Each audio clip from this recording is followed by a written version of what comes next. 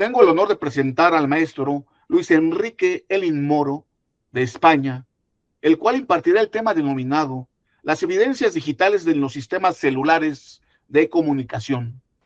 Buenas tardes, noches a todos los amigos, compañeros, colegas y peritos del foro. Agradeceros vuestra presencia e interés por el tema de mi ponencia. En efecto, ya hace más de 24 años que conocí a algunos peritos de este foro y sobre todo al comandante Wilber. Un abrazo en la distancia, amigo Wilber. Quiero agradecer tu invitación para permitirme traer mis experiencias a este magnífico foro de profesionales que comparten todos sus conocimientos e investigaciones con todos los criminalísticos. Enhorabuena por tus éxitos. Quiero también agradecer personalmente a Alexander Giovanni, a Abigail Tavera y a José Luis Castañeda por la magnífica presentación que han hecho de mi currículum. Efectivamente, llevo muchos años como perito, pero la investigación y sobre todo la investigación de delitos, puedo decir que empecé cuando tenía 7 u 8 años. Y la razón es bien sencilla. Mi padre, a la Guardia Civil, estaba destinado, el comandante de puesto, era un puesto de frontera entre España y Portugal. Por esa época yo debía tener ya los 7 u 8 años y aprendí a leer en los atestados policiales que redactaban, que entonces se redactaban a mano y que se aportaban al cuartel de la Guardia Civil. Y yo me entretenía, entre comillas, leyendo los atestados que cada uno formulaban y que tenía allí, que mi padre tenía que corregir. Y así empecé a leerlos y empecé a entusiasmarme por la investigación. Y la investigación siempre me ha llevado adelante, de tal manera que soy experto en diversos temas, sobre todo de comunicaciones móviles. Ya que se ha quedado que las preguntas se harán después de mi presentación, decirle también al amigo de México que interesa por la cadena de custodia y el embalaje de los celulares, que luego al final de mi ponencia me lo vuelva a recordar y yo le daré también unas explicaciones. Hoy, como ya me han dicho los presentadores, voy a hablar de las evidencias digitales en los sistemas celulares, sobre todo de comunicación encriptada. El objetivo de mi ponencia no es explicar cómo se hace una pericial técnica de teléfonos celulares, sino poner de relieve los grandes errores que se han cometido por algunos tribunales, principalmente europeos, como consecuencia no solamente de que han recibido unas evidencias que no son las originales y además estaban manipuladas, que no es consecuencia de la policía española que recibió esas evidencias de Francia. Ellos dieron traslado a lo que se tenía en aquel momento, ¿no? Entonces, perdón. Entonces, los tribunales, que no conocen evidentemente los temas técnicos y menos los temas digitales, han cometido en el tratamiento y valoración de esas evidencias digitales extraídas de las comunicaciones encriptadas, han cometido diversos errores que les han llevado a dictar sentencias de hasta 20 años de condena a unos acusados sin pruebas originales y en muchos casos pruebas manipuladas.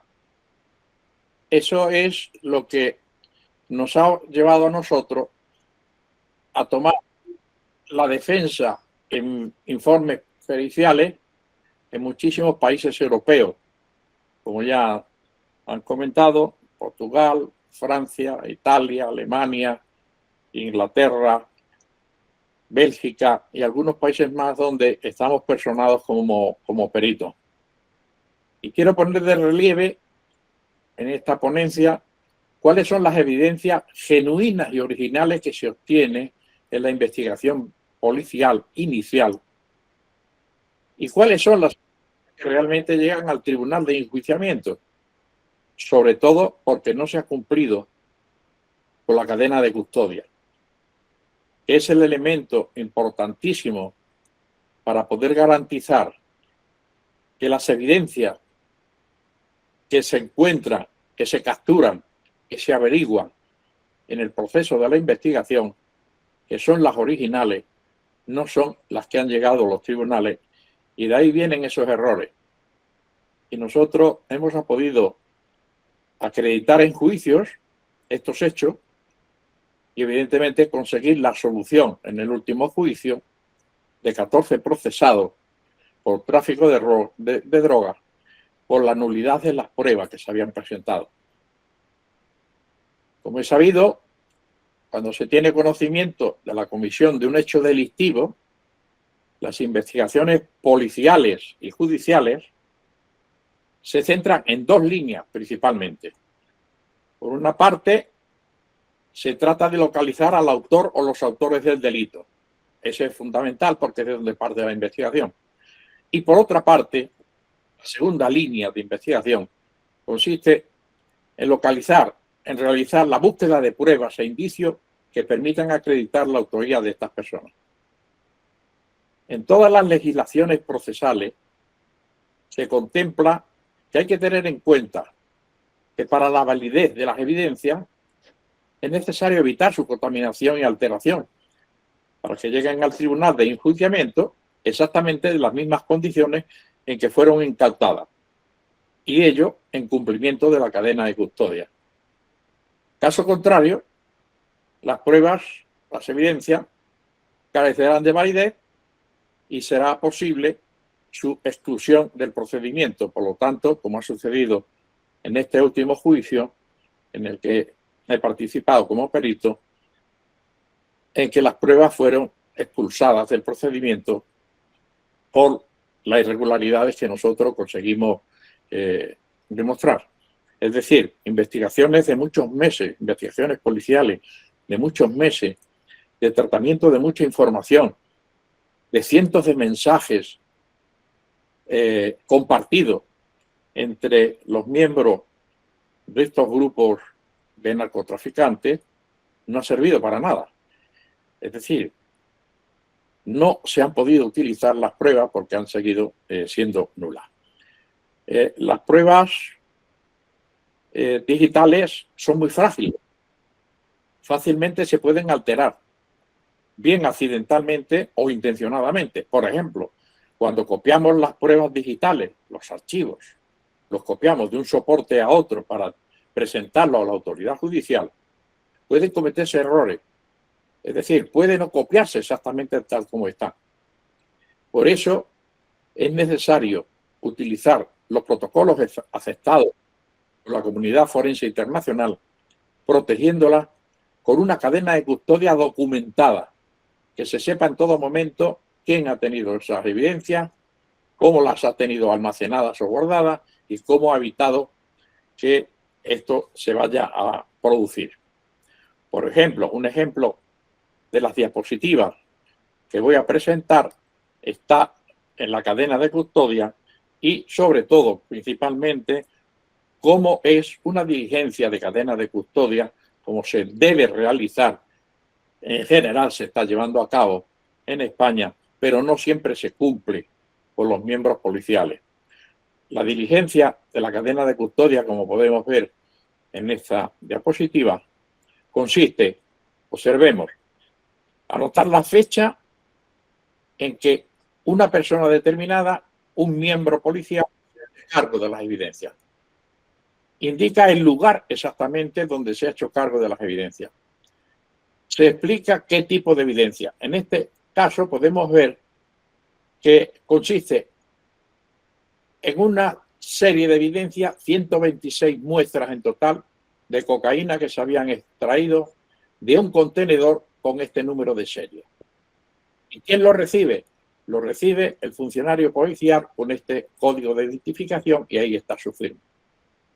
Unos días después, del mismo sitio, el mismo lugar, extrae 120 y tantas muestras, también de otro tipo de contenedor que se había requisado o incautado procedente de un barco, y el mismo perito, el mismo funcionario, firma con su código.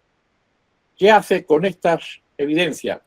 Inmediatamente se las pasa directamente para que pueda ser el laboratorio quien las identifique y analice.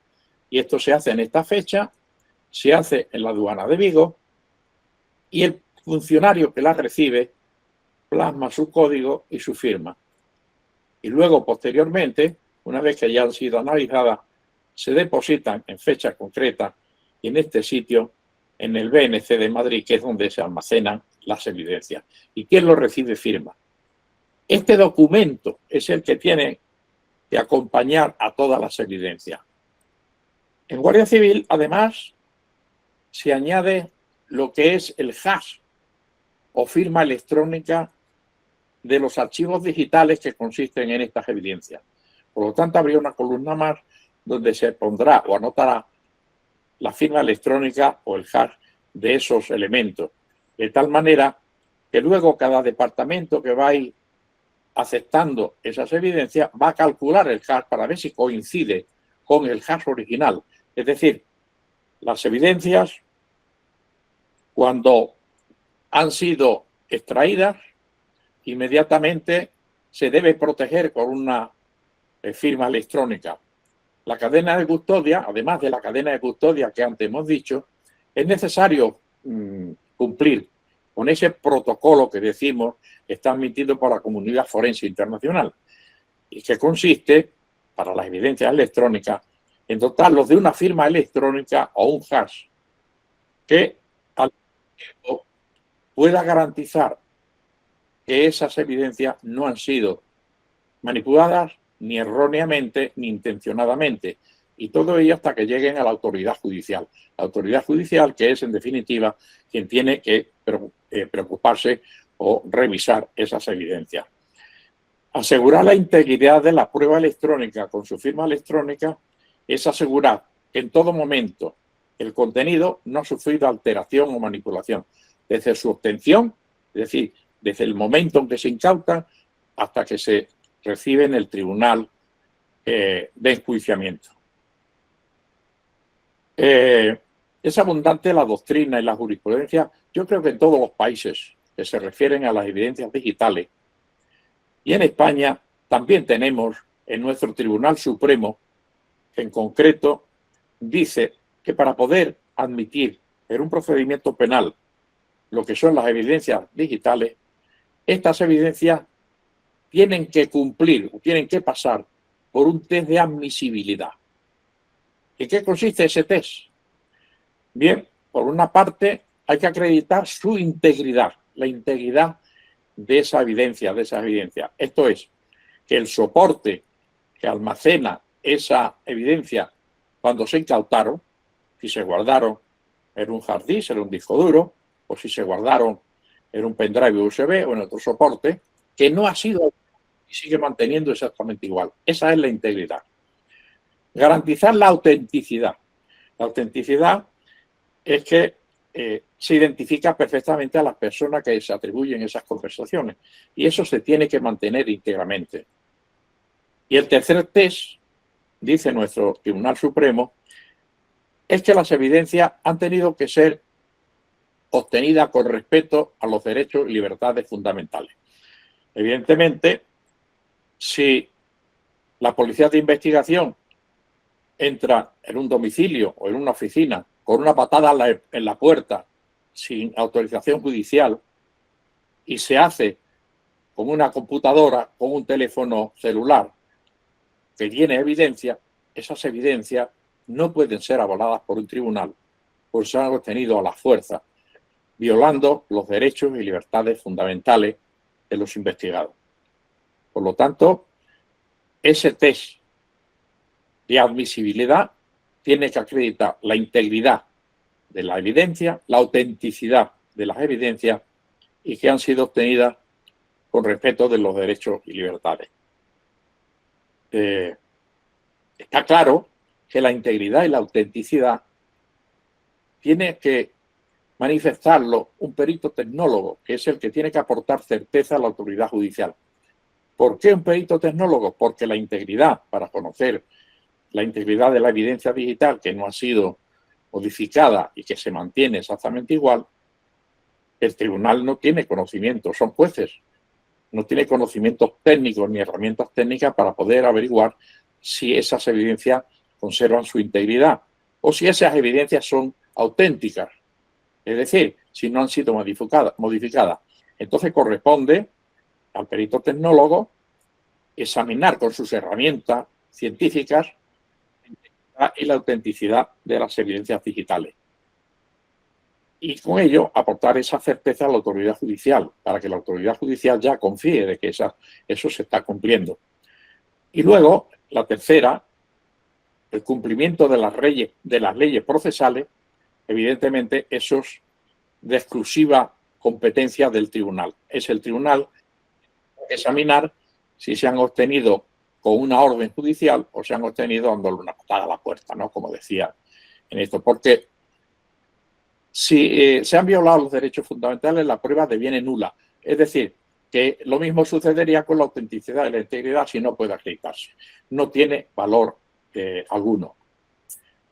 En España es la ley orgánica del Poder Judicial, en su artículo 230.2, la que establece que los documentos emitidos por medios técnicos, electrónicos, informáticos o telemáticos tienen validez y eficacia de documento original siempre que quede garantizada la autenticidad, la integridad y el cumplimiento de los requisitos procesales. Evidentemente, quien tiene la carga de la prueba es el Ministerio Fiscal. El Ministerio Fiscal tiene que aportar las pruebas que el tribunal va a examinar para poder condenar al investigado. Por lo tanto, el Ministerio Fiscal tiene que cuidar que exista una cadena de custodia que en todo momento acredite que esas pruebas son exactamente las mismas que se incautaron en el momento de entrar en la vivienda del investigado. Y tiene que acreditar la autenticidad y la integridad. En este caso, al presentarla al Ministerio Fiscal, tiene que valerse de los laboratorios de criminalística policiales para que los expertos policiales puedan verificar la autenticidad y la integridad y con ello mantenerla directamente en el procedimiento. Porque luego el cumplimiento de los requisitos procesales corresponde, como decimos, al propio juzgado. Y esto ya lo dice la Ley Orgánica del Poder Judicial. Pero además, la Ley Procesal Española, perdón, voy a beber un poco de agua, además de diabético, se me seca la boca. En la Ley Procesal Española, en su artículo 588 ter letra F, que se asegure mediante un sistema de sellado o firma electrónica avanzado o un sistema de adveración suficientemente fiable la autenticidad y la integridad de la información que se ha grabado en ese soporte digital que se presenta a la autoridad judicial. Es decir, que son exigencias en España por nuestra ley procesal. Pero todos los códigos procesales, hasta ahora de los que conozco, de una forma o de otra exigen exactamente lo mismo.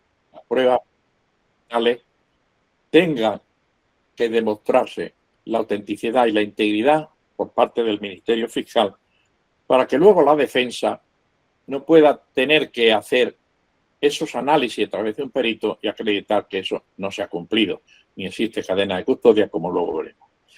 Por tanto, si las pruebas digitales que se aportan al tribunal ni está garantizada su autenticidad y su integridad y carece de firma electrónica, su cadena de custodia ha fallado. Las pruebas no tienen validez y han de ser expulsadas del procedimiento.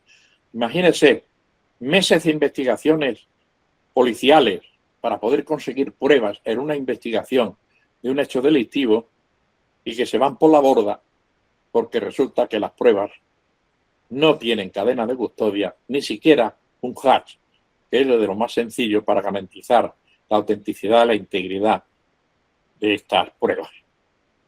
Y estas son las líneas en las que hemos mantenido nuestras investigaciones y las acreditamos en informes periciales. Lo hemos defendido en más de 20 procedimientos en tribunales españoles, Portugal, Francia, Bélgica, Holanda, Italia, Alemania y últimamente en Albania. Y en Albania además es curioso, porque en Albania la utilización de teléfonos celulares implicó también en ese procedimiento, implicó a una magistrada, a una juez de Albania, que aceptó una cantidad económica determinada y puso en libertad a uno de los cabecillas del narcotráfico que se estaba investigando. Y es esta misma magistrada la que contacta con nosotros a fin de que estudiemos el procedimiento con objeto de poder acreditar que las pruebas que se han aportado al procedimiento no son las originales, sino que son diferentes. Y eso es lo que hemos estado haciendo totalmente con ellos. Y decimos que en España en concreto, ante los tribunales de la Audiencia de Valencia, defendimos nuestro informe y las pruebas fueron invalidadas por el tribunal y los 14 procesados fueron absueltos. Mañana, si Dios quiere, voy a subir a este foro los videos de nuestra defensa en el juicio para que tomen conocimiento de cómo machacamos de que no son las evidencias originales. Acreditamos cuáles son las evidencias originales que son captadas por la policía y acreditamos cuáles son las evidencias que no son las originales las que llevan al tribunal. Y también, además de esos videos, que les demostrará cómo hemos defendido nuestro informe y la cadena de custodia y la manipulación que han recibido esas pruebas, también les voy a poner la sentencia dictada por el tribunal, porque es importante que la lean y puedan sacar sus propias conclusiones de cómo los magistrados, 3 magistrados en total y una magistrada ponente, que es la que redacta la sentencia, se interiorizaron de nuestras explicaciones, tomaron nota de las malas explicaciones policiales cuando le tocó el turno de declaración de ellos. Y es que, como he sabido, el principio básico que debe regir en toda investigación penal es el de la protección de las evidencias halladas y recaudadas en ese exacto movimiento cuando se incauta. Sin olvidar que para la validez y eficacia es necesario evitar su contaminación, evitar la alteración y deben llegar al tribunal de enjuiciamiento, como decimos, exactamente en las mismas condiciones en que fueron incautadas y además las originales. Un ejemplo muy sencillo que seguramente muchos de los foreros conocen porque en documentoscopia se realiza así. El perito tiene que analizar el documento que se supone que ha sido falsificado, pero el documento original, donde está la firma, que tiene que examinar para ver si esa firma es de la persona que se dice ha firmado el documento, el contrato, lo que sea el documento, o si esa firma ha sido falsificada. Y evidentemente tiene que examinar el original y tiene que enviar al juzgado y al tribunal el documento original. No vale una fotocopia. Todos sabemos que fácilmente una fotocopia podemos poner la firma de quien nosotros queramos y es totalmente imposible, o casi imposible, poder determinar que esa ha sido una falsificación. Son los originales los que hay que llevar al tribunal y son los que se incautaron en el momento de hacer el allanamiento o en el momento de la detención o en el momento de presentarse ese documento. En primer lugar, vamos a ver por qué nace la necesidad de encriptar las comunicaciones. La protección de las comunicaciones en las organizaciones, sean organizaciones militares, policiales o empresariales, incluso a nivel personal, son elementos tácticos de gran necesidad. Es necesario preservar nuestras comunicaciones para que el enemigo, en el caso de los militares, o los delincuentes, en el caso policial, o las empresas eviten la competencia, no pueden tener conocimiento de la competencia de los movimientos estratégicos que la empresa está realizando. en el caso policial, tiene que conocer por dónde va el enemigo, por dónde van los investigados, el enemigo en el caso de los militares. Y en el caso personal, en el caso de nuestros celulares, nuestras comunicaciones tienen que estar encriptadas para evitar que un hacker cualquiera pueda acceder a nuestros mensajes personales. Tenemos aplicaciones que utilizamos en los teléfonos celulares cuyas comunicaciones circulan encriptadas. Por ejemplo, WhatsApp, Signal, Telegram, Facebook, Skype, etc. Todos ellos utilizan un sistema de encriptación denominado punto a punto, también llamado extremo a extremo. ¿Qué quiere decir? Que se encripta la comunicación en el celular A, circula encriptada hasta el celular B. Por lo tanto, de punto a punto, de A a B, las comunicaciones están encriptadas. Y es imposible en ese trasvase, en esa circulación, en ese tiempo en que las comunicaciones, los mensajes van del celular A al celular B, que nadie pueda interceptarla. ¿Qué significa esto de comunicación punto a punto? Pues muy sencillo. En la encriptación se denomina de doble clave porque existen dos claves diferentes. Una clave pública y otra privada. Y muy resumidamente para que lo entienda. La clave pública es conocida por todas las personas que quieran conectar con otra persona diferente. En el caso de WhatsApp, la clave pública se genera directamente en el teléfono móvil cuando tecleamos el mensaje y lo enviamos a un número de teléfono determinado. Y la clave privada solo y exclusivamente se encuentra en el terminal, en el celular. La clave privada no la conoce absolutamente nadie. Entonces, ¿cómo funciona esto? Cuando el teléfono A escribe un mensaje, por ejemplo en WhatsApp, ahora veremos una diapositiva para que lo vean, la clave pública encripta el mensaje. Alguien que tenga esa misma clave pública no puede desencriptarlo, porque la clave pública solo se utiliza para encriptar. El mensaje se envía totalmente encriptado, circula por la red y llega hasta el celular B. Y el celular B, como tiene una clave privada, sí que le permite decodificar ese mensaje y enterarse de lo que dice el mensaje. Los mensajes, o acordaros, que inicialmente fueron los celulares de BlackBerry los primeros que enviaban mensajes encriptados.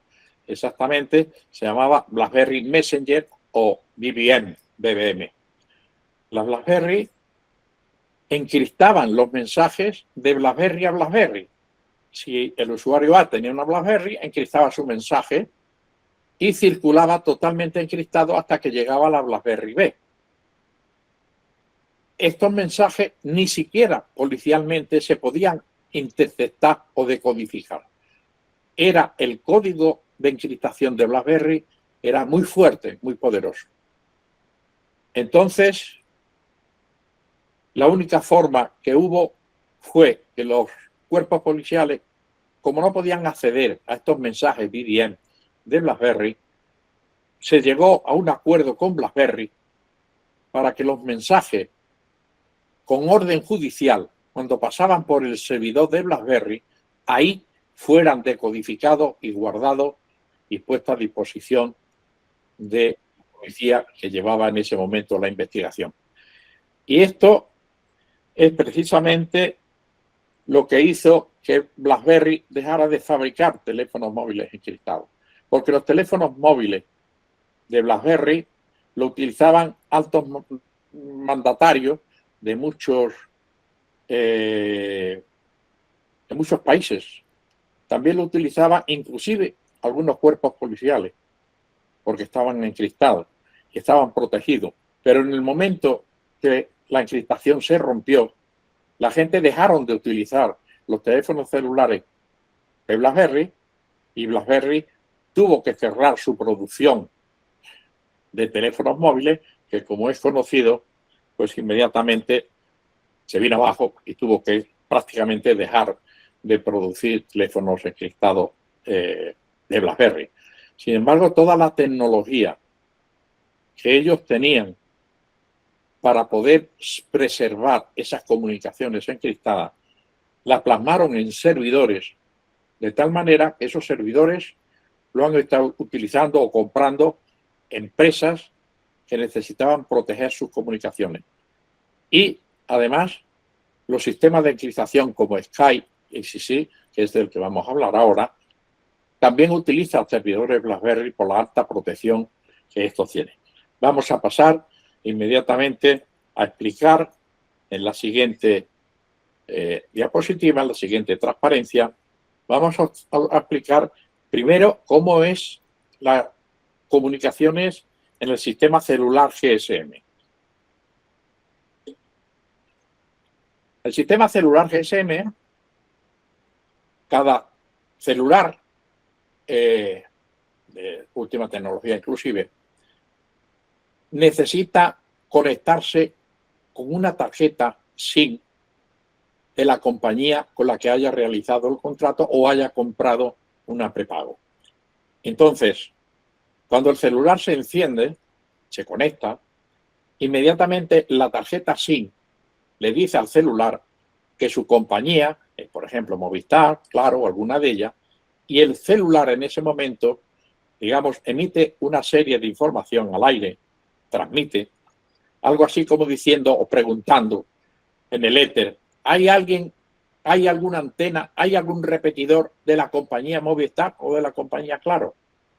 Y entonces alguna estación base próxima a él le va a decir, yo soy de Claro o yo soy de Movistar, dame los datos de identificación. ¿En qué consisten los datos de identificación? Primero, cada teléfono celular tiene un código que se llama email. El código email es el número que identifica cada celular en toda la red completa, por lo tanto son totalmente diferentes. Y también aporta un código de la tarjeta SIM que se llama INSI. Ese código INSI también es único para todas las tarjetas que hay en el mercado. Pues esos dos códigos son los que transmite el teléfono móvil a consulta de la BTS, y la BTS, la estación base, lo envía a la infraestructura de la compañía correspondiente, donde hay unos servidores con esos números registrados.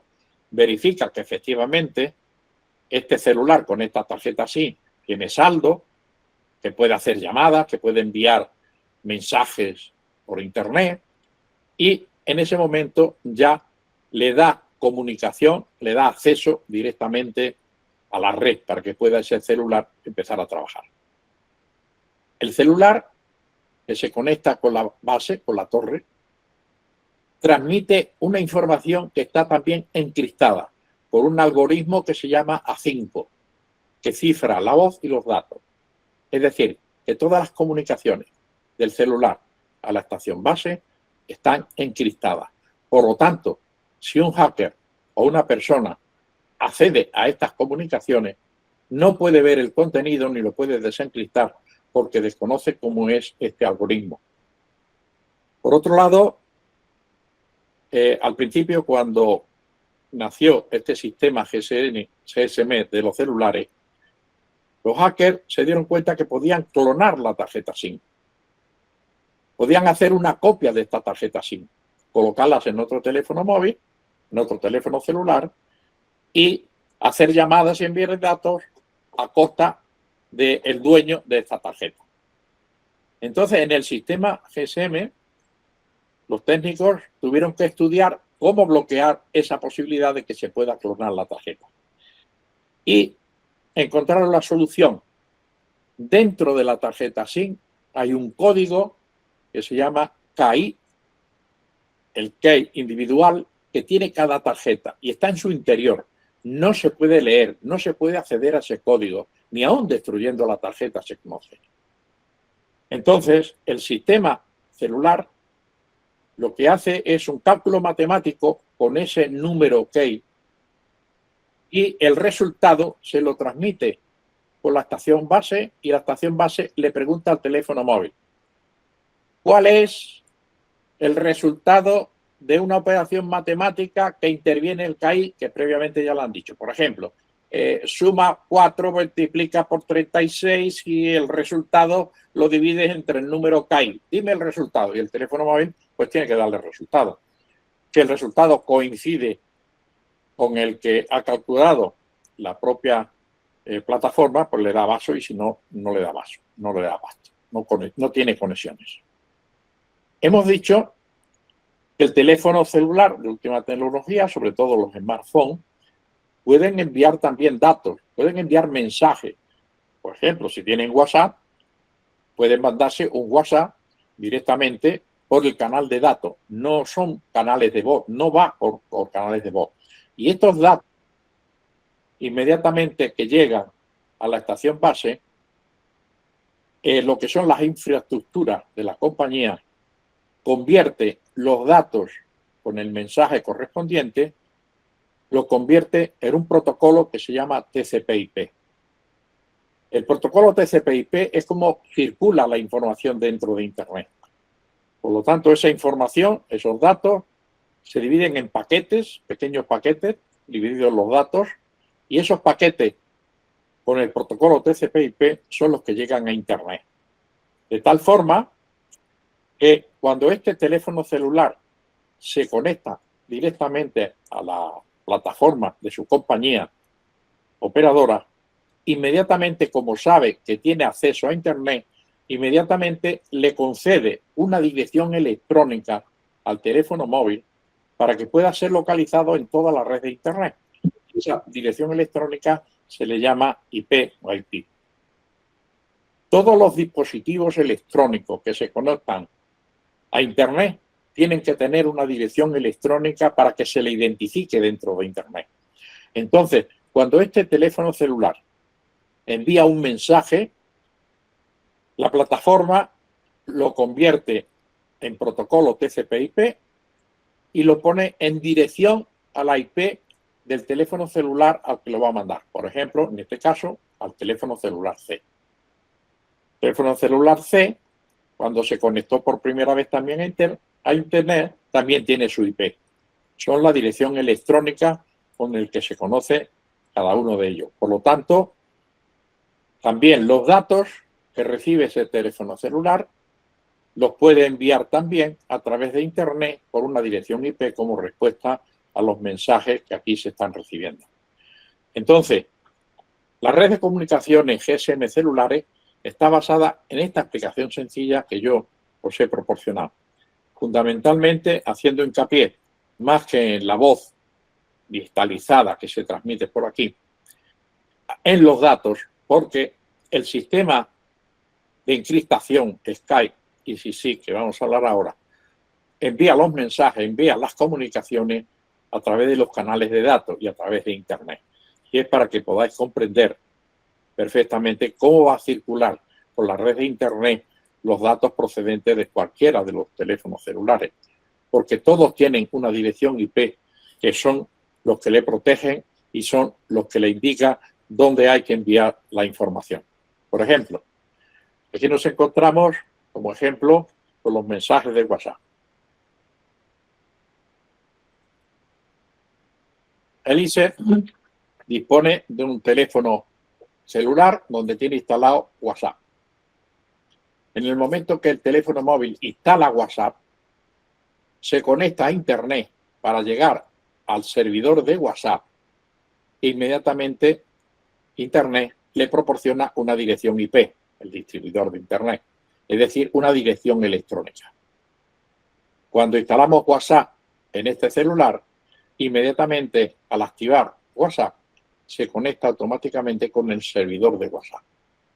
El mensaje o la dirección IP, el número de teléfono de este teléfono celular queda grabado, queda registrado en el servidor de WhatsApp.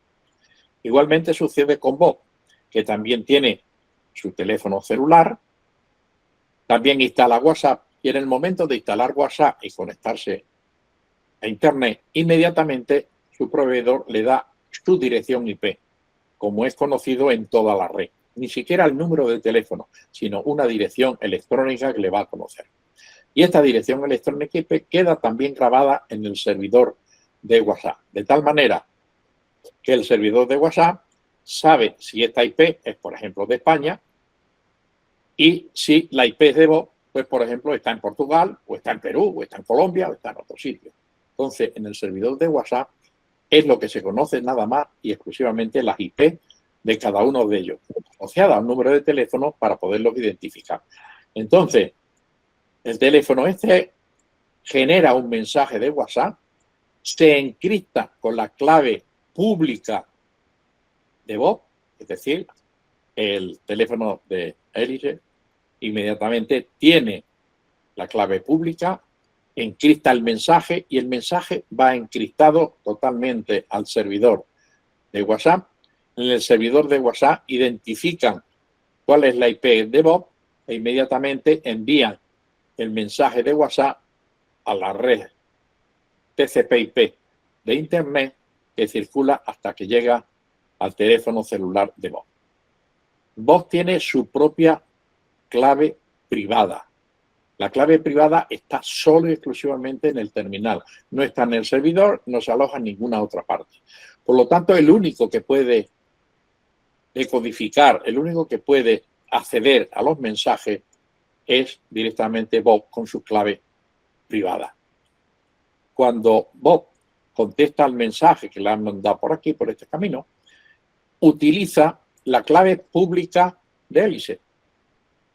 Hélice, cuando envió su primera comunicación, ya el servidor de WhatsApp le proporcionó a VoP la clave pública, porque la clave pública, como decimos, no puede desencriptar los mensajes, solo puede encriptar los mensajes.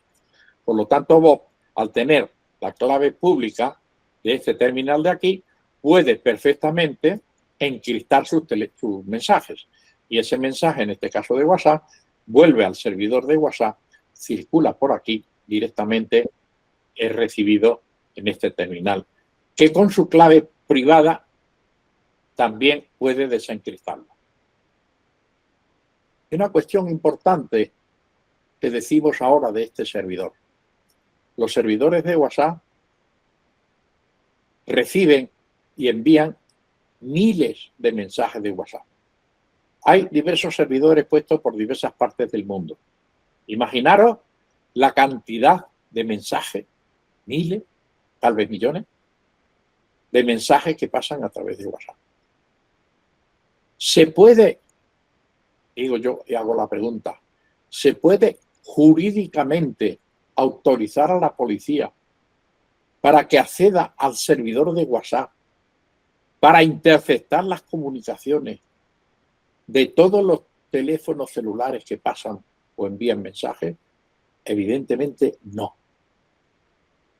La legislación procesal de todas partes del mundo dice que si queremos interceptar las comunicaciones de VoP, supuesto traficante de drogas, tenemos que decirle al juez: señoría, el individuo llamado VoP utiliza WhatsApp para hacer sus transacciones económicas y ventas de droga. Solicitamos autorización para interceptar este teléfono celular, el de VoP, solo y exclusivamente. No puede la policía acceder al servidor principal interceptando todos los teléfonos móviles que quiere y a poder acceder a todos los que quiere. Y esto es importante porque ahora, cuando expliquemos los servidores de Sky ICC, precisamente lo que ha hecho la policía es acceder a todos los mensajes. Siguiendo con nuestra información, vamos a ver exactamente cómo es la plataforma de Sky ICC. Es muy similar también a la de WhatsApp. Efectivamente, la plataforma de Sky tiene un servidor web, que es el servidor que está conectado a Internet, al cual todos los teléfonos de Sky pueden acceder directamente y van a ver una pantalla que es la página web de Sky. En esta página web, el teléfono celular de Sky se puede registrar, puede pasar datos, etc. Además del servidor web, está el servidor principal.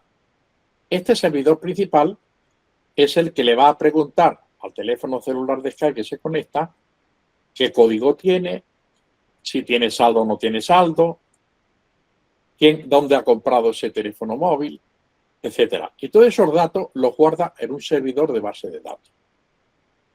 Este servidor de base de datos, como contiene los datos, desde los datos del vendedor de ese teléfono celular y quién es el comprador que compró ese teléfono celular, los datos, evidentemente, al dedicarse al tráfico de droga, no va a poner su nombre y apellido, sino va a poner un alias, tiene que dar su correo electrónico, que es auténtico, y eso se puede investigar a través del correo electrónico dónde está esa persona. Se guarda la dirección IP de donde ha comprado ese teléfono celular. Se guarda la dirección IP cuando el teléfono celular se conecta por primera vez a la red de Skype, y todos esos datos quedan almacenados, todos esos datos y muchos más, ahora hablaremos un poco más, en lo que es la base de datos. Evidentemente, estas bases de datos, este servidor, son bases de datos del tipo SQL. Todo lo que se manda a guardar aquí se hace mediante órdenes o sentencias SQL. Pero lo importante es que estas bases de datos también tienen un servidor de copias de seguridad para garantizar que si se estropean estas bases de datos, siempre tenemos una copia de seguridad. Entonces, este es el camino que sigue la información de las comunicaciones de los teléfonos Skype. Esto es lo que se va a integrar dentro de Internet junto con lo que es la plataforma GSM que hemos visto anteriormente. Y que aquí presentamos ya las dos juntas para poder explicar más detenidamente cómo se producen las comunicaciones originales, cómo se guardan, cómo se almacenan, y luego veremos cómo no se aportan a la autoridad judicial. En primer lugar, cuando una persona adquiere un teléfono de Skype, generalmente lo compra en circuitos medio ocultos, es decir, tiendas que se dedican a alguna cosa y luego venden además teléfonos celulares. No son unas tiendas públicas donde vaya una persona allí y compre un teléfono celular de Skype.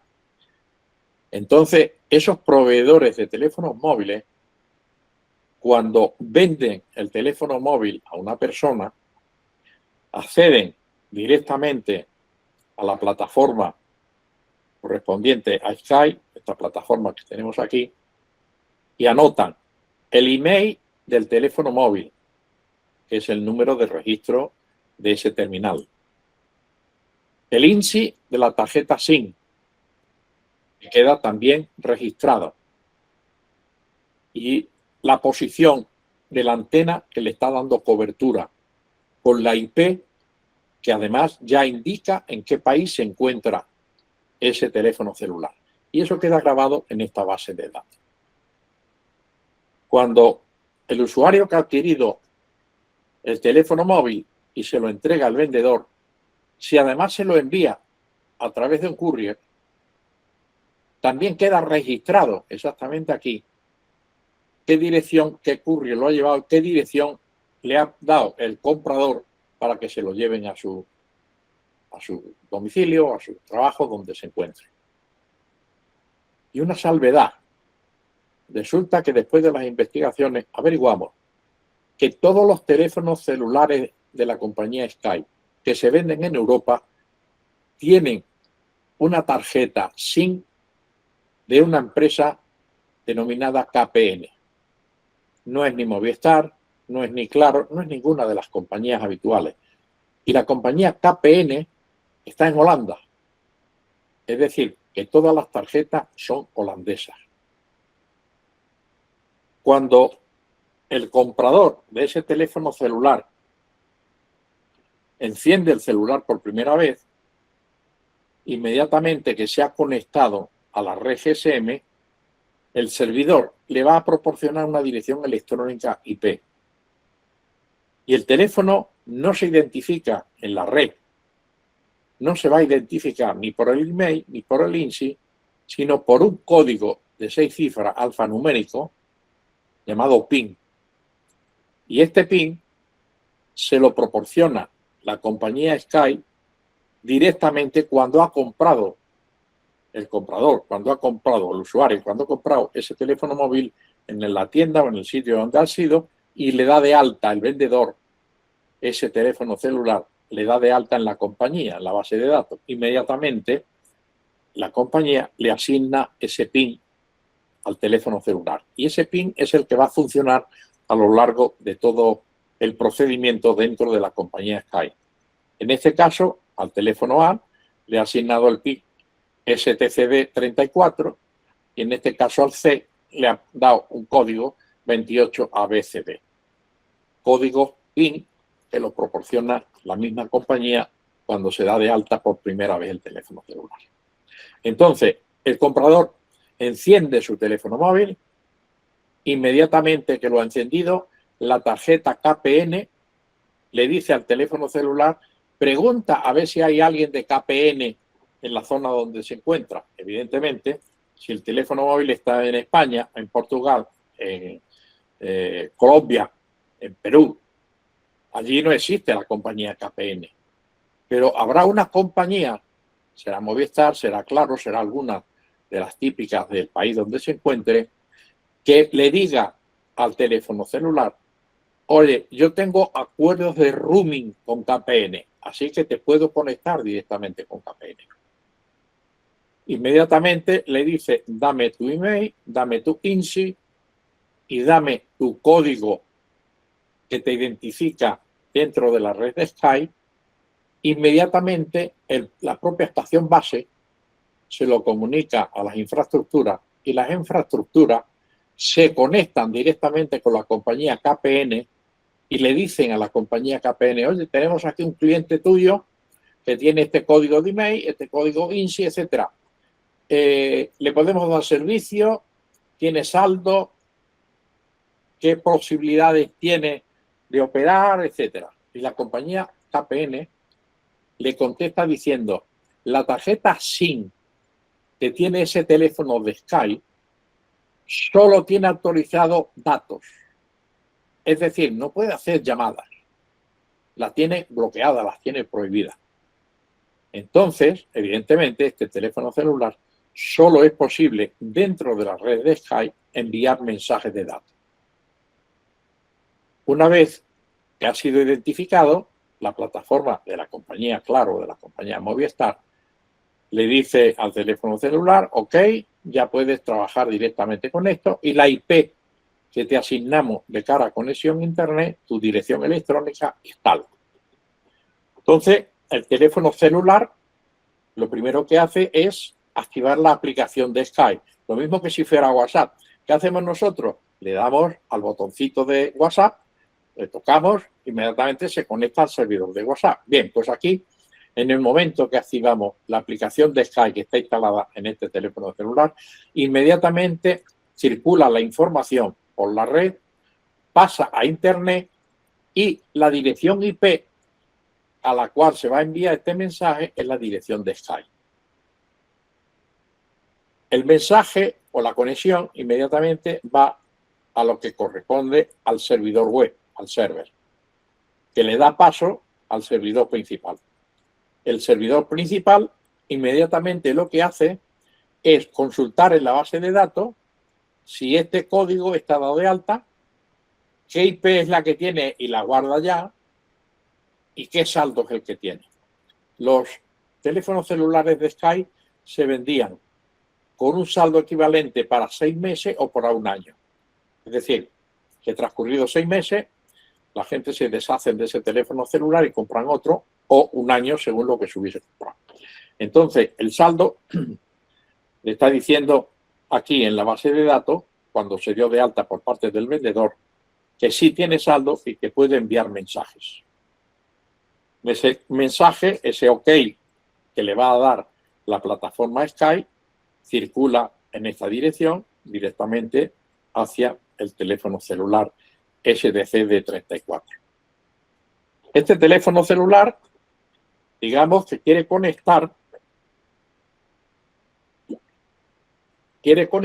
con el teléfono celular 28ABCD. Es un colega que también se dedica al tráfico de droga, que está en este caso en Italia, que lo que quiere es comunicarse con este para decirle que la mercancía ya la han metido en un contenedor que va a salir, por ejemplo, de Venezuela, y que el barco que lo va a llevar es tal, etcétera, ¿no? Entonces, este prepara primero un mensaje de invitación a este PIN, porque no va a poner ni el nombre, ni los apellidos, ni mucho menos ningún dato más de este, porque no los conoce, solamente conoce lo que corresponde a ese código. Y ese mensaje de invitación, como no tiene todavía la IP pública de este teléfono celular, no va encriptado. Ese mensaje circula por la red directamente a lo que corresponde a la plataforma de Skype. Al llegar ese mensaje aquí, sin encriptar, lo primero que averigua la plataforma es si este código PIN está registrado, si este código PIN tiene saldo, y el mensaje de invitación, como no está codificado, no está encriptado, lo almacena en la base de datos. Veremos que luego los mensajes encriptados no se guardan en los servidores de Skype, pero circulan a través de él, como ahora veremos. Entonces, inmediatamente guarda el mensaje sin encriptar en la base de datos, en los servidores de base de datos que contiene la plataforma de Skype. A continuación, averigua que este PIN quiere enviar ese mensaje a este otro PIN, porque lo único que conoce este celular es el PIN al que tiene que comunicarse. Entonces, el servidor principal consulta en la base de datos cuál es la dirección IP de este PIN. Inmediatamente, cuando este celular se registró en la red, lo mismo que este, también le dieron una dirección IP, y esa dirección IP quedó almacenada aquí. Entonces, ahora el servidor de Skype manda el mensaje que había recibido, lo pone en internet con la dirección IP de este celular. Por lo tanto, el mensaje, sin encriptar, circula por aquí en dirección a este celular. El celular recibe el mensaje sin encriptar de este PIN y sabe que este PIN es su colega, su amigo, el que le va a mandar el contenedor cargado de cocaína. Inmediatamente le contesta este celular, le contesta diciéndole sí, puede conectar conmigo, aceptando la invitación. Ese mensaje tampoco está cifrado porque todavía desconoce este PIN cuál es la contraseña o la clave de encriptación pública de este PIN. Por lo tanto, el mensaje sin encriptar, lo mismo que sucedió con el otro, circula directamente por aquí, llega al servidor principal y el servidor principal descubre que es un mensaje sin encriptar, lo almacena aquí, averigua a qué IP se dirige ese PIN e inmediatamente consulta en la base de datos que la IP corresponde al teléfono celular que tiene por PIN STCD34. Por lo tanto, el servidor principal pone en ese mensaje la dirección de destino, que es la dirección de este celular, y lo pone en internet. Circula por internet, entra en la red GSM y pasa directamente a la IP. Y además le acompaña dentro de este sistema, de este circuito, la clave pública correspondiente a este PIN. Ahora sí, ahora ya este celular puede decirle a este otro celular con un mensaje encriptado de que el barco va a salir tal día directamente de Venezuela y que en el contenedor lleva pues 500 kilos de cocaína. Ese mensaje encriptado circula por aquí, entra directamente en Skype. Skype no sabe lo que dice ese mensaje porque no tiene la clave privada de desencriptación. Lo único que averigua es a qué IP, o en este caso, primeramente, a qué PIN se dirige el mensaje, que es este PIN de aquí, consulta la base de datos y le dice que la IP de ese PIN es tal.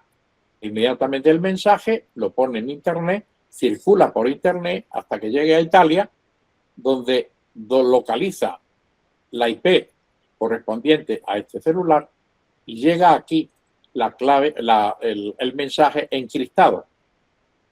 Este celular tiene en su interior la clave privada, que solo exclusivamente la tiene el servidor, la clave privada. Decodifica, desencripta el mensaje y se entera lo que le está diciendo de que el barco ya viene con 500 kilos. Le contesta, ok, recibido, estamos a la espera que llegue el barco. Bien, pues ese mensaje lo encripta con la clave pública que ya ha recibido de este celular, de este PIN, lo encripta y sigue este circuito directamente por aquí, también al sistema, a la plataforma Skype, donde recibe el mismo proceso. Es decir, consulta directamente si este PIN tiene saldo, si está autorizado a enviar mensajes y averigua que va directamente a un teléfono celular cuyo PIN es STCD34. Consulta cuál es la IP que tiene este teléfono celular en ese momento. Pues la IP es tal o cual. Entonces, el mensaje le pone en la cabecera esa IP, circula, entra en Internet y en Internet busca directamente donde se encuentra este celular. Este en España, en Perú, en Brasil, cualquier otro sitio. Así es como circula la información. Teniendo en cuenta que los mensajes están encriptados y pasan directamente por la plataforma Skype, totalmente encriptados, no se desencriptan, no se guardan en ningún sitio. Pero sin embargo, esta base de datos, que tiene muchísima información, son evidencias digitales que están ahí guardadas. Resulta que en la documentación policial de Francia, de la policía francesa, solicita autorización a la autoridad judicial francesa para copiar el contenido de estas bases de datos. La autoridad judicial hasta en 4 ocasiones le da autorización, la policía francesa copia estas bases de datos, las estudia, las analiza y desde ese momento sabe dónde están situados cada teléfono celular, porque conoce las IP, sabe que este está en Italia, que este está en Brasil, que este está en otro sitio, etc. Estas evidencias que han sido capturadas por la no han sido aportadas a la autoridad judicial que ha solicitado que se le aporte esta información. Estas evidencias que son auténticas y originales, con estos datos de tráfico que circulan por aquí, que se sabe perfectamente que este teléfono celular se encuentra en Brasil, que este teléfono celular se encuentra en Italia, no se han puesto a disposición de la autoridad judicial del país que lo ha solicitado y por lo tanto la defensa no ha tenido acceso a esta información. Se le ha privado de esta información. Y esto es lo que nosotros también ponemos en nuestros informes periciales y luchamos cuando estamos en el circuito correspondiente. Además, como hemos dicho, las tarjetas SIM de estos teléfonos celulares pertenecen a la compañía KPN, que es holandesa. Resulta que cada vez que este teléfono celular o cualquiera de los teléfonos celulares de Skype se conectan a la red GSM, los datos del repetidor, los datos de geolocalización, de posicionamiento de la antena o repetidor que le da cobertura, circulan a través de Internet hasta la compañía KPN que los almacena. También almacena el email del teléfono móvil, también almacena el INSI. Por lo tanto, en esos momentos, en las bases de datos de la compañía KPN, lo mismo que sucede en la compañía Claro o en la compañía Movistar. Todos los datos de geolocalización de los repetidores, todos los datos de los teléfonos celulares, las llamadas que se realizan, los números de teléfono, etcétera, se guardan en la propia compañía. Por lo tanto, la policía holandesa, sabedora de esta información, inmediatamente lo que hace es acercarse a KPN. La policía holandesa va a KPN y le dice: proporcióname todos los datos de conexiones de todos los teléfonos Skype que utilizan la tarjeta KPN. Serán miles, tal vez, le proporciona la información, la policía holandesa lo analiza y evidentemente lo primero que hace es separar a aquellos delincuentes que están dentro de Holanda, que son los que envían mensajes o reciben mensajes. También los que están en Francia, y se lo pasa a Francia, que es uno de los colaboradores de este grupo de investigación. También se los manda a Bélgica, que es también un colaborador de ellos. Entonces, estas policías disponen de una información, digamos, privilegiada, porque saben perfectamente que este teléfono celular con PIN 28 ABCD está en Italia. Bien, pues resulta que lo que está haciendo en estos instantes la compañía Sky, con todas estas comunicaciones que hay aquí, es proporcionarle a la policía holandesa los posicionamientos o los países donde se están celebrando comunicaciones de KPN. Quiere esto decir que luego, cuando hagamos la interceptación de las comunicaciones, resulta que Francia está cediendo a las comunicaciones de Italia, de Brasil, de España, de Bélgica, de todos los países. O sea, súbditos españoles que viven en España o súbditos brasileños que viven en Brasil, que tienen allí su teléfono móvil, una potencia extranjera, como es Francia o es Holanda, está interceptando las comunicaciones de esos países. En Europa existe una ley europea, que obliga a cualquier país europeo que intercepte comunicaciones de otro país extranjero dentro de la Comunidad Económica Europea, obliga a que le comunique inmediatamente a ese país, a la autoridad correspondiente, diciéndole, oiga, que estamos interceptando comunicaciones de las cuales algunos son súbditos españoles que están en España. ¿Nos autoriza que continuemos o nos dice que no? Ese aviso a cada uno de los países no se ha producido. Es decir, ningún país de Europa puede decir que tal día en tal fecha recibieron una notificación de la autoridad judicial francesa diciéndoles que se estaban interceptando sus comunicaciones. Por lo tanto, esto también, por parte de los abogados de la defensa, también se ha utilizado en los juicios, diciendo, oiga, que a España nadie le ha comunicado que estos mensajes se estaban obteniendo de forma fraudulenta porque no se había comunicado a la compañía.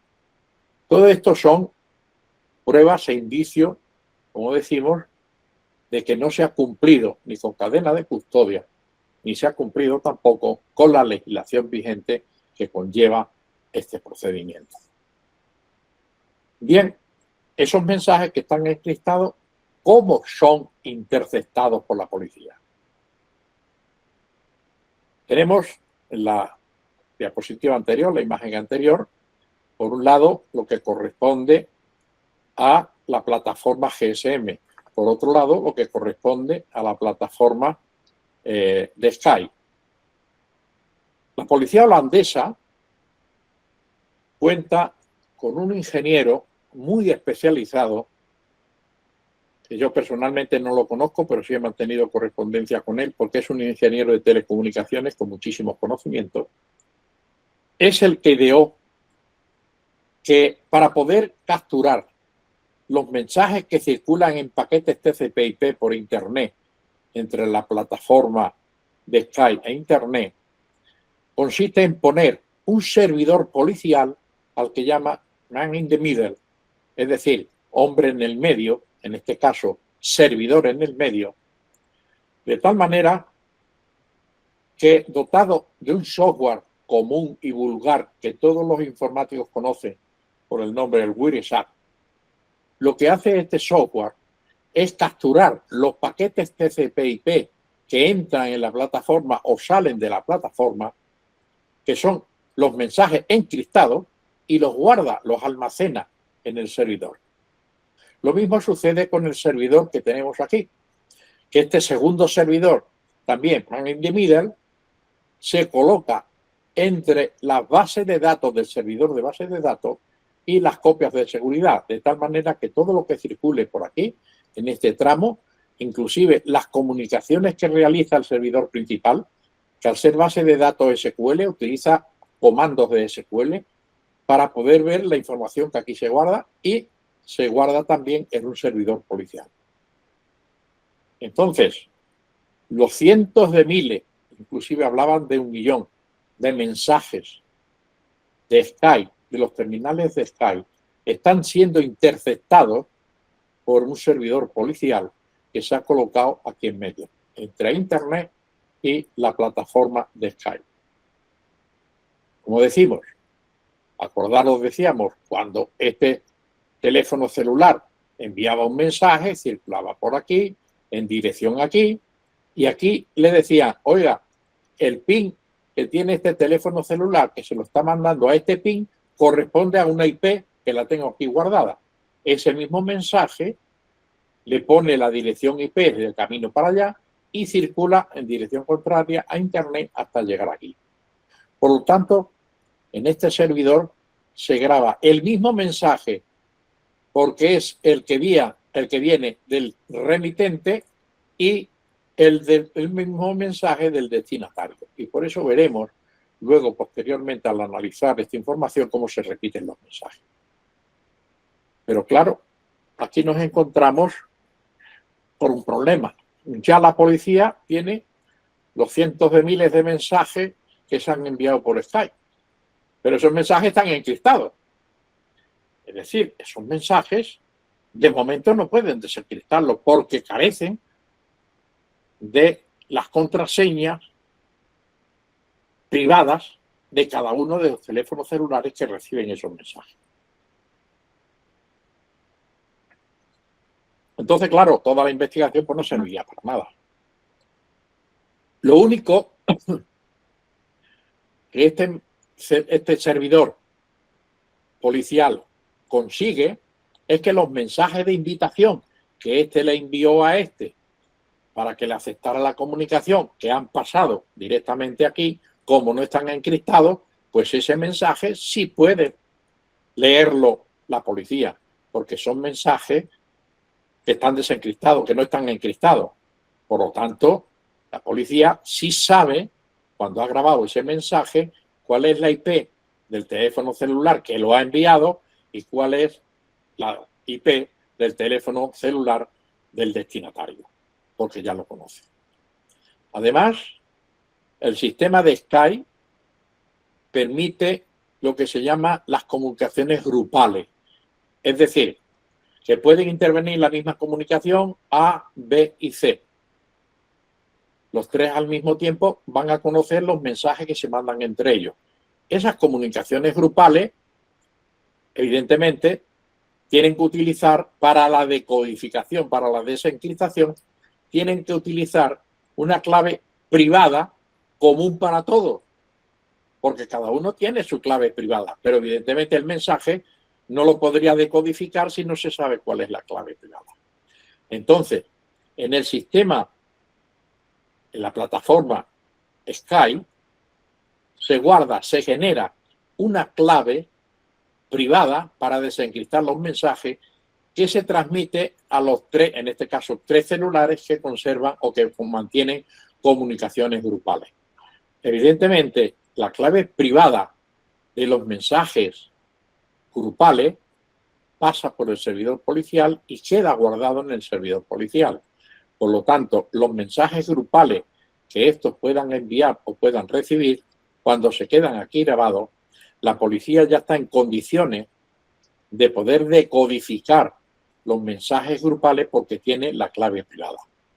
Pero los otros mensajes privados, los otros mensajes individuales que se han grabado aquí, decodificados, no tienen las claves privadas de los teléfonos celulares que los mandan.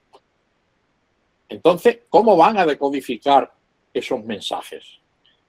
Bien, el ingeniero este que les digo, tan especializado en comunicaciones, holandés, que está en Holanda, inmediatamente lo mismo que creó este sistema, el man in the middle, de poder capturar todo lo que pasaba, se dio cuenta de que iba a crear un mensaje llamado push.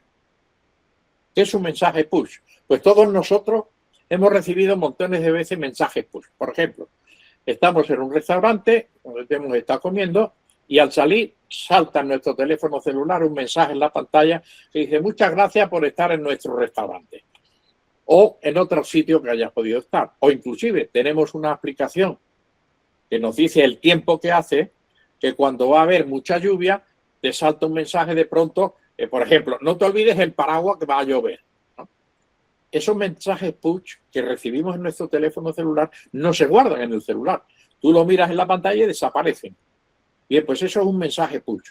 Un mensaje que se manda al celular, pero no existe en ningún sitio. Y en este caso, el mensaje push que se crea en el servidor policial manda una orden al teléfono celular en el momento que el celular envía un mensaje. Es decir, crea un mensaje encriptado dirigido a C, y ese mensaje encriptado viene por este camino, llega al servidor policial. En el momento que pasa por el servidor policial y se graba, el servidor policial le envía a este celular un mensaje push que le dice: dime cuál es tu clave privada, que la tienes guardada en tu memoria ahí escondida que nadie lo sabe. Y el teléfono celular inocente cumple con la orden y manda la clave privada de desencriptar el mensaje que acaba de enviar, se la manda al servidor policial, que también la registra y también la guarda. Por lo tanto, todos los mensajes que están en el servidor policial, que son las evidencias genuinas, originales, junto con las claves de desencriptación, están guardadas en el servidor policial. Y esto es importante porque estas evidencias, estas pruebas que están aquí almacenadas, no se envían a los tribunales. Estas quedan almacenadas directamente en los servidores policiales y se va a mandar un sucedáneo, como ahora vamos a ver, que es donde nosotros hemos luchado. Hemos examinado todo lo que aquí pasa. Hemos examinado los informes de las comunicaciones que se reciben, las claves privadas que se obtienen con el mensaje push. Y esto nos ha dicho la verdad de cómo funciona todo este sistema y cómo funcionan los servidores policiales que se han incrustado en las plataformas de esta. Entonces, en el paso siguiente, nosotros ya podemos ver qué está sucediendo con las claves y con los mensajes que han sido almacenados. Los servidores policiales, en este caso representados por este servidor policial lo maneja en Francia especialistas del C3N. C3N es Servicio de Inteligencia francés dedicado a estos temas informáticos. Entonces, este servidor recibe en paquetes TCP/IP todas las comunicaciones de los criptoteléfonos, así es como lo han llamado los franceses, que son los teléfonos encriptados de Skype. Todos los paquetes de información TCP/IP llegan directamente a este servidor. Y este servidor, como recibe al mismo tiempo cientos de mensajes, lo mismo que sucedía con WhatsApp, todo el mundo está mandando mensajes en ese momento, pues al servidor de WhatsApp llegan un montón de mensajes en ese momento. Entonces, el servidor policial, utilizando ese software especial, los paquetes de información que vienen de Internet y los almacena en unos dispositivos que se llaman NAS. En este caso son 2 dispositivos, cada uno de ellos con 11 terabytes. 11 terabytes es una alta capacidad. Por eso había miles de mensajes.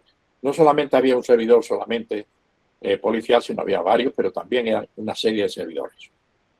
Y esos mensajes originales, esas evidencias originales están almacenadas aquí en el servidor policial.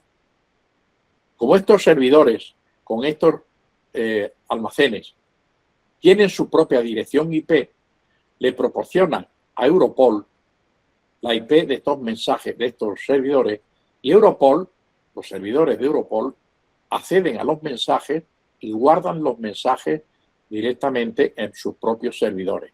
Mensajes que están encriptados todavía, pero también está la clave de desencriptación, la clave privada, también se la copia, la tiene en los servidores de Europol. Como los creadores de este sistema de servidores Man in the Middle es propiedad de la tecnología de los holandeses, de la policía holandesa, y los mensajes push, el sistema de mensajes push es una tecnología también de la policía holandesa. También la policía holandesa accede a estos mensajes y a estos servidores. Es decir, que vamos a tener mensajes desencriptados tanto en los servidores de la policía holandesa como en los servidores de Europol. Los cientos de miles de mensajes que tienen almacenados en los servidores de Europol requiere una cantidad de personal muy grande. Se calcula, en algunos sitios está documentado, que Europol, en una nave que tiene especial para eso, coloca entre 80 y 100 policías procedentes, es Europol estamos hablando, policías agregados de cada uno de los países europeos, los sienta directamente en su sitio por un terminal y empieza a desencriptar todos los teléfonos, todos los mensajes que se han recibido encriptados. Como tienen las claves de desencriptación, lo empieza a desencriptar. Entonces, los mensajes encriptados que se han extraído de aquí están en un formato de archivo que se llama PK, por la misma aplicación que los ha encriptado. Luego, en el servidor de Europol, tenemos los mensajes PK que están encriptados y luego los mensajes desencriptados se guardan en otro tipo de archivo, en otro contenedor que se llama JSON. Entonces, en el servidor Europol, los mensajes desencriptados están en JSON. ¿Y qué hace ahora Europol? Todos estos grupos de 80 a 100 policías que hay allí, pues hacen dos filtrados de esos mensajes. No examinan todos los cientos de miles o millones de mensajes que han guardado, sino hacen un primer filtrado por palabras clave para poder determinar qué mensajes están relacionados con protección del derecho a la vida. Por ejemplo, mensajes de secuestro, mensajes de ajuste de cuentas, mensajes de ventas de armas para poder ejecutar directamente a uno de los traficantes que no pagan, etc.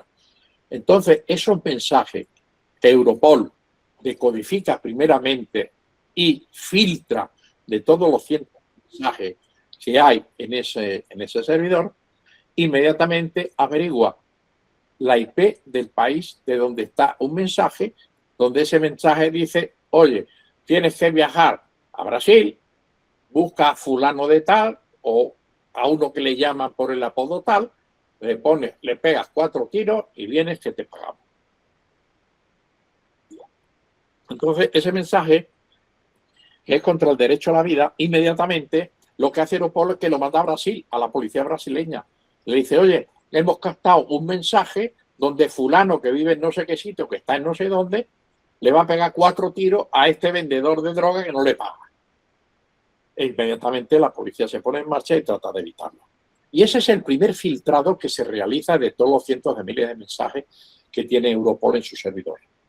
El segundo filtrado que realiza también utiliza palabras que se utilizan en el argot de la droga, entre los traficantes de droga, palabras como que si farlopa, como si la blanca, como si la más gris, los paquetes, los ladrillos, etcétera.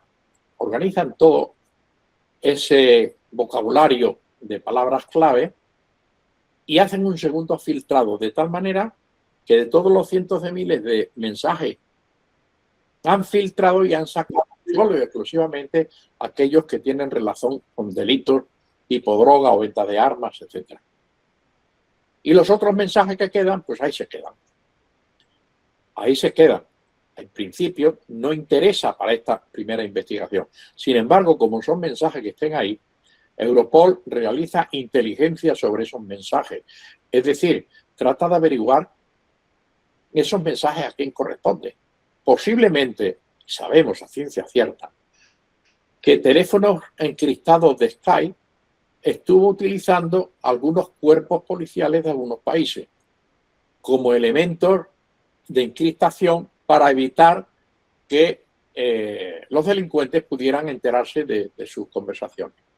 Pero también sabemos que algunas fiscalías también lo utilizaron para poder hablar entre ellos, para evitar que nadie pudiera interceptar sus comunicaciones. También empresarios, banqueros, empresarios que envían continuamente dinero a Suiza para protegerlo, y están las comunicaciones ahí. Y también es un hecho que los mismos letrados de la defensa, los abogados de la defensa, decidieron pelear en los juicios, porque cuando se hizo el segundo filtrado, ahí pusieron todo lo que podía tener relación con la droga. Por ejemplo, un mensaje que sí se ha hablado de él en algunos procedimientos judiciales. Hay un mensaje que le dice a otra persona, a otro PIN, le dice, mira, yo $28.000 no voy a pagar por ese Mercedes.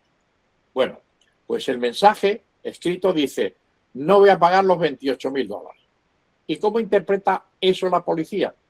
Pues que está hablando del kilo de cocaína, que no va a pagar $28.000 por un kilo de cocaína. Y ese mensaje lo incluye el servidor de Europol. Pero hay otros mensajes que no habla de droga, y hay un segundo mensaje o tercer mensaje o varios mensajes que mantienen entre esos dos mismos, donde están diciendo, oye, que mira, que el vehículo que quieres venderme es un Mercedes clase 2, no sé qué y tal, y tiene solamente un año, por lo tanto sí se puede pagar esa cantidad y tal y cual. Y entonces entre ellos están hablando precisamente de la compraventa de un vehículo, no están hablando de droga. Pero claro, como el servidor de Europol ha dicho que ese mensaje es precisamente de un tema de droga, la policía, o sea, los abogados en los juicios han dicho que no han pasado los demás mensajes, solamente ese. Y por lo tanto han hecho una distinción de no adjuntar o no acompañar los mensajes que podían decir exactamente dónde iban. Bien, una vez que los servidores de Europol ya han clasificado todos los mensajes que tienen que ver con delitos, lo que hace Europol es agruparlo por países. Es decir, todos los mensajes relacionados con España, donde los teléfonos celulares Skype emitían y recibían mensajes desde España, los metían en una carpeta que le ponía mensajes de España. Los que eran de Italia, Francia, Inglaterra, etc. Así fueron agrupando esos mensajes. Y esos mensajes, Europol se los manda directamente a las policías europeas. Pero para evitar la intervención judicial, para evitar que metan las narices los tribunales, Europol dice que le está enviando paquetes de inteligencia. Es decir, que los paquetes de mensajes que han enviado a España, o a Portugal o a Italia, son paquetes de inteligencia y están protegidos por la ley de inteligencia. La ley de inteligencia europea dice, la europea y todas partes del mundo se hace, que se pueden transmitir, intercambiar o enviar datos entre las diversas policías sin que tenga que intervenir la autoridad judicial. Entonces, Francia puede enviar a España los mensajes que sean de España. Luego Europol puede enviar el paquete de inteligencia a la policía española. Y le dice a la policía española dos cosas importantes. Primero, estos mensajes no se pueden incorporar directamente a un procedimiento judicial porque son paquetes de inteligencia. Para poderlo incorporar a un paquete, estos paquetes, para poderlo incorporar a un procedimiento judicial, tiene que existir una orden europea de investigación solicitada desde la autoridad judicial española a la autoridad judicial francesa. Y de esa manera es como se va a judicializar la información de inteligencia que han encontrado. Y la segunda cuestión que le explica a Europol a los diversos países que han recibido los paquetes de inteligencia, Francia, Holanda, Bélgica, otras policías, España, también la beca alemana, le dice: en estos paquetes de inteligencia vais a encontrar mensajes de Skype ya decodificados que están relacionados con investigaciones policiales judiciales que ya tienen abiertas y están en marcha. Pero también vais a encontrar mensajes que no hay todavía una investigación abierta policial, ni hay tampoco una investigación abierta judicial. Esos paquetes los podéis examinar, analizar, a ver si fulano de tal que conocéis por los pines, etcétera, que tenéis, está cometiendo o va a cometer algún delito. Eso en la legislación europea se llama investigación prospectiva. Es decir, no sabemos si se ha cometido delito, entonces ¿por qué vamos a investigar? O si se está cometiendo. Y esa investigación es prospectiva y está prohibida por las leyes procesales en España. Y esto lo han aportado también los abogados. Bien, entonces la policía analiza los paquetes de inteligencia que le ha enviado Europol. Ahora veremos qué tipo y qué forma es lo que le manda Europol, porque no son las evidencias originales. Y la policía de estos países, las policías europeas, para poderlo oficializar, hablan con la fiscalía y le dicen a la fiscalía: solicita al juzgado de guardia o al juzgado que esté en estos momentos funcionando que emita una orden europea de investigación para enviarla a la autoridad judicial de Francia. Es decir, hay una solicitud judicial de la autoridad judicial española o de Bélgica o de la que sea, directamente a la autoridad judicial francesa. Por lo tanto, ya estamos judicializando las investigaciones de los paquetes de inteligencia. ¿Cómo se manda estas solicitudes de OEI directamente a la autoridad judicial francesa? Se manda a través de una organización, de un organismo que se llama Eurojust. Eurojust, que además tiene residencia o está fijo en un edificio holandés, está formado por magistrados de todos los países europeos. Cada magistrado con sus auxiliares tienen su propio despacho dentro de Eurojust, y la misión de estos funcionarios, de estos jueces, es transmitir órdenes judiciales españolas a otros países de la Comunidad Económica Europea. Entonces, la OEI llega a Eurojust y Eurojust se lo manda a la autoridad judicial francesa.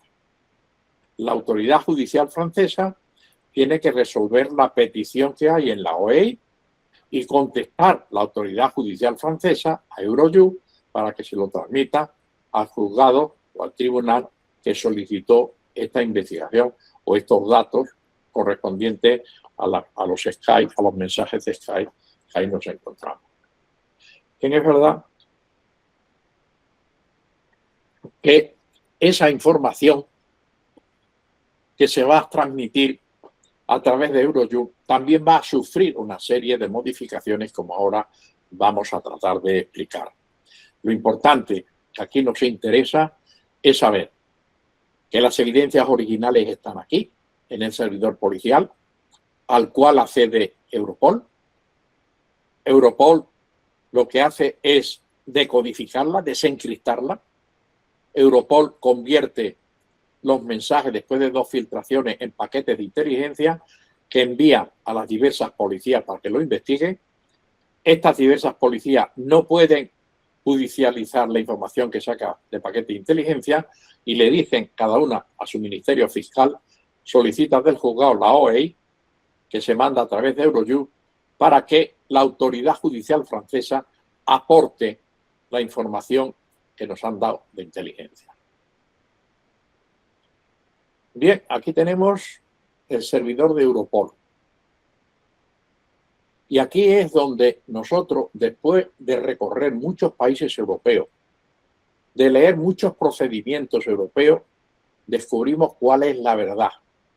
Y la verdad es que Europol, los archivos originales, los archivos que están encriptados, todavía, que decimos que están en archivos llamados PK, están guardados directamente aquí.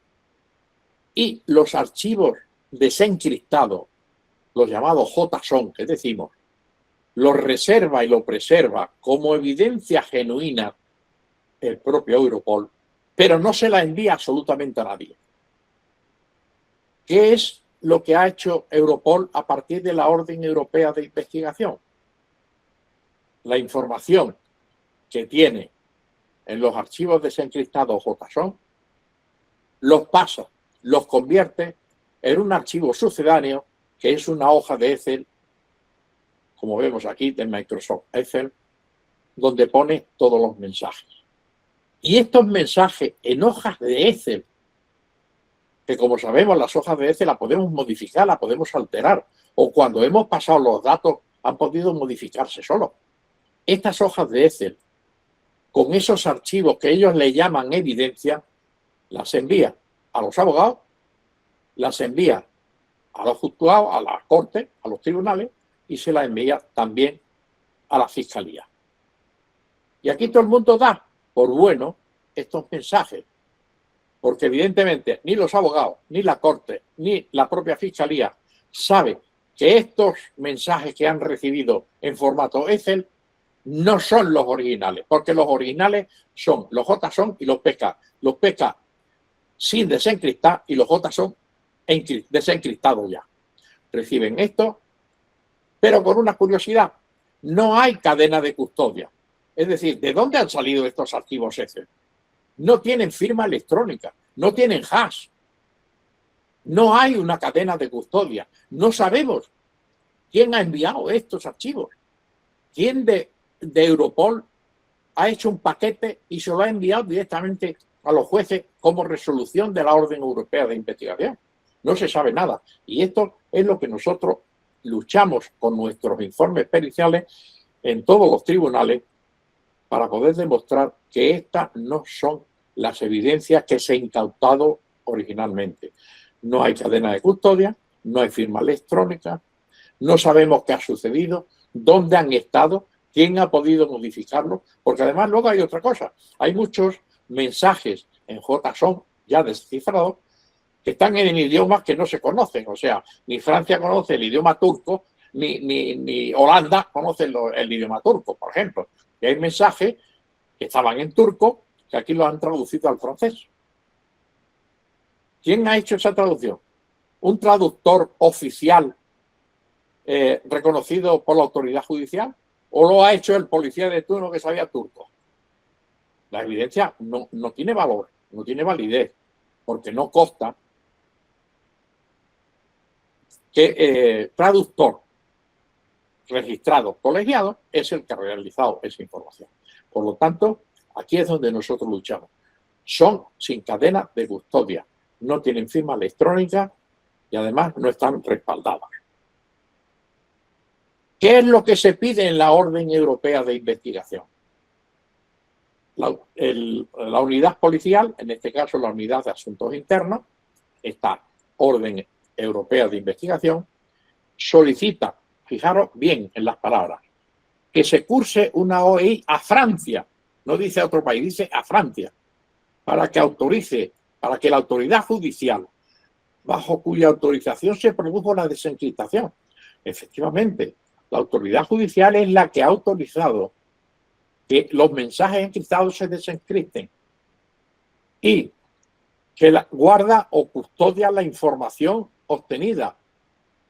Efectivamente, los mensajes descifrados están bajo vigilancia, bajo control, bajo custodia de la autoridad judicial francesa.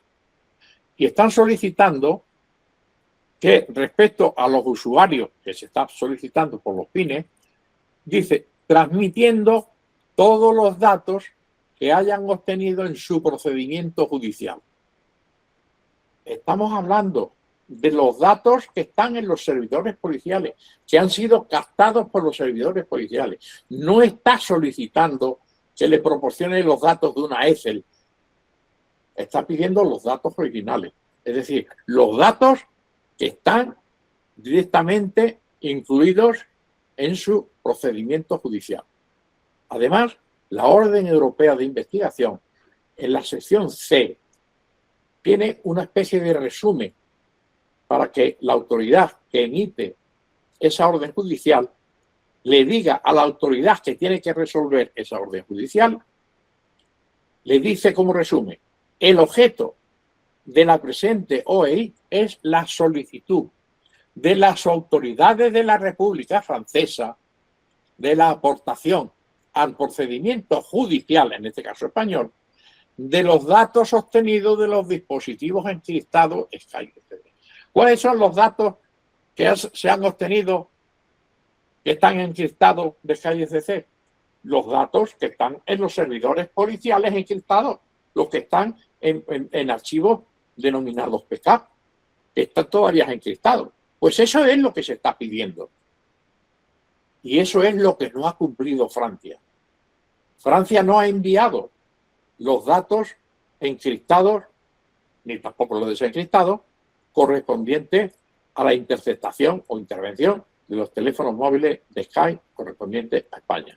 Le ha enviado unos sucedáneos que son en formato de Excel, modificables, que se pueden modificar, como hemos dicho, se pueden alterar desinteresadamente o interesadamente, y eso no es lo que se ha mandado. Pero además, cuando la Orden Europea de Investigación, Eurojust, la envía a la autoridad judicial francesa, lo que hace la autoridad judicial francesa, evidentemente, no es sentarse ante un terminal y copiar esos datos, porque la autoridad judicial francesa es judicial y no entiende de cuestiones electrónicas. Entonces, el juez de instrucción, en este caso, que está situado en Lille, inmediatamente le pasa la orden europea de investigación al director general de la policía. Y aquí tenemos lo mismo: el director general de la policía no se va a sentar a un ordenador a extraer los datos que le piden de Sky en esa OEI, se lo manda a un subalterno. Efectivamente, es un policía del propio laboratorio el que extrae la información, la guarda y se la almacena en un CD, que es el que va a enviar luego a la autoridad española de petición. Y ese policía, en su oficio, dice exactamente en francés: procedemos a la extracción de los datos que nos solicita la OEI. Y para ello, observe, dice, accedemos a la interface de nuestros socios holandeses. Es decir, que la información, los datos, los mensajes no están en Francia. Y la OEI la hemos mandado a Francia. Y la autoridad judicial francesa resulta que es la que ha hecho la desencriptación. Y la autoridad judicial francesa es la que custodia la información, no la holandesa. Y esto ya lo dice la propia policía, el propio policía, en este caso es un capitán de policía, el que hace y encarga en su unidad que se extraigan los datos que ha solicitado la OEI Europea de España. Pero ellos claramente se curan en salud y dice: ojo, que nosotros lo hemos sacado de los servidores holandeses, no de los servidores franceses. Y esto, que nosotros lo sabemos, también lo peleamos en nuestros informes periciales.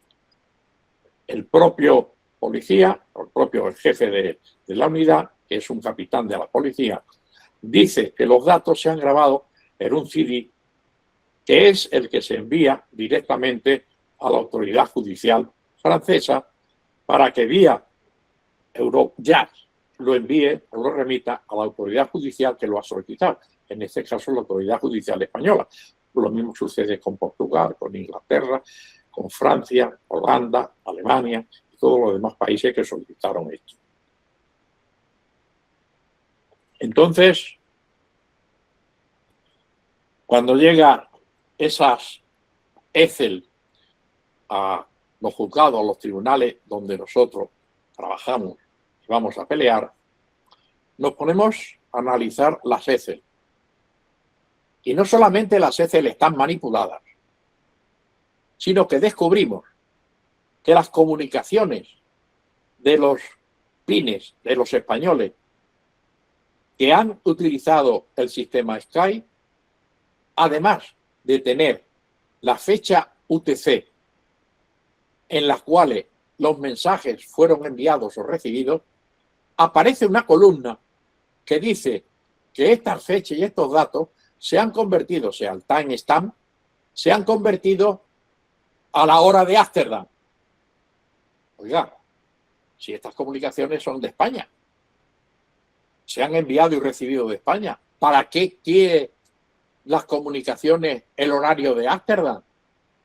Lo que es una Excel con unos contenidos manipulados, porque la hora de Ámsterdam no está en los archivos originales, en las evidencias genuinas que están en los servidores franceses, no tiene la hora de Ámsterdam. Por lo tanto, esto nos indica que estos archivos están manipulados, no son originales.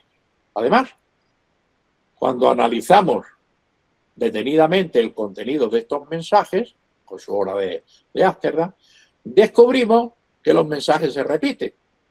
Observar, aquí dice bien y tú, bien y tú. Otro mensaje, mete tal, caso tal, solo, etc.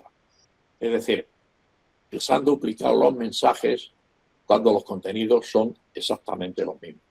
Pero además, comprobamos en esas hojas de Excel, cuando entramos en profundidad a hacer un análisis científico, un análisis que realizamos los ingenieros, descubrimos que además de la hora UTC, que dicen supuestamente que este es el horario de los mensajes, y que contiene además la traducción de estos horarios, de esos timestamp a la hora holandesa en Ámsterdam, descubrimos que estos mensajes que aquí aparecen, hay otras columnas que dice que ingresaron a la Excel en esta fecha, o sea, mensajes del 2020 no son ingresados en una hoja de Excel del 2020, sino que fueron ingresados en el 2021. Y algunos mensajes, además, dice que son nuevos, es decir, son mensajes nuevos desde el 14 de junio del 2022. Y cuando pone aquí yes, está diciendo que sí, que estos mensajes se han incorporado a la hoja de Excel desde esta fecha. Evidentemente, la manipulación está clara. La manipulación no tiene vuelta de hoja. Y esto es lo que nosotros hemos explicado en el Tribunal de Valencia, donde los magistrados, los tres magistrados, entendieron perfectamente nuestras explicaciones y anularon estas evidencias. Claro, como lo único que tenían eran estas evidencias, dictaron una sentencia absolutoria. Y en los medios de comunicación, en la prensa, aparece, han sido absueltos 14 acusados de introducir 1.650 kilos de cocaína en Valencia por falta de garantía, tras declarar nula la prueba obtenida mediante la interceptación de las comunicaciones en la plataforma Skype. Esto es lo que nosotros luchamos y defendimos en nuestro procedimiento, en este procedimiento y en todos los demás exactamente igual, con unos informes periciales donde a falta de cadena de custodia, de firma electrónica, de que no son los ficheros originales que han sido interceptados, sino unos sucedáneos. Como decía como ejemplo, resulta que como prueba de que este señor ha matado a fulano de tal, presenta un cuchillo parecido, similar al cuchillo que utilizó el procesado, el investigado. Oiga, no, mire usted, a la autoridad judicial tiene usted que llevarle el cuchillo real o la pistola real con la que disparó y se cargó al otro. Es decir, hay que presentar evidencias originales, no evidencias sucedáneas o fotocopias de un contrato diciendo no, esta es la firma o no es la firma, etcétera. Eso es lo que nosotros hemos luchado y hemos conseguido. Mañana trataré de subir los videos con nuestra defensa del informe pericial en el juicio de la Audiencia Provincial de Valencia, además de la sentencia absolutoria, para que de su lectura y del visionado de esos videos puedan comprender un poco mejor estas explicaciones que yo les he dado en esta presentación. Gracias por vuestra atención. Acto seguido, maestro, felicidades. Le vamos a dar el uso de la voz a la licenciada, a la maestra Cristel Santos Román, directora en Sinaloa de la Universidad Hispana, quien va a entregar el presente reconocimiento. Adelante, maestra Cristel. Muchísimas gracias por el propio reconocimiento a mi trabajo y a la exposición, que he intentado que sea lo más clara posible. Adelante. Muy buenas tardes a todos. Un gusto saludarlos a todos nuevamente, verlos aquí reunidos. Les saluda la maestra Cristel Santos, directora de Universidad Hispana en México, en representación de nuestro rector, el doctor Ezequiel McCallum Niebla. La Universidad Hispana, la Red Iberoamericana del Instituto de Ciencias Jurídicas y Forenses, mediante nuestra alianza de colaboración con la Asociación de Expertos Forenses Internacionales en Ciencias Criminalísticas, AEFIC, le expresa su más sincero agradecimiento al maestro Luis Enrique Elín Moro por compartir su valioso conocimiento y experiencia en la conferencia internacional Las evidencias digitales en los sistemas celulares de comunicación. Muchas gracias, maestro Luis Enrique. Pues en nombre de la Universidad Hispana otorgamos el reconocimiento al maestro Luis Enrique Elín Moro por su valiosa participación como ponente en la conferencia internacional Las evidencias digitales en los sistemas celulares de comunicación. Hermosillo, Sonora, México, 4 de abril de 2026. Firma nuestro rector, el doctor Ezequiel McCallum Niebla.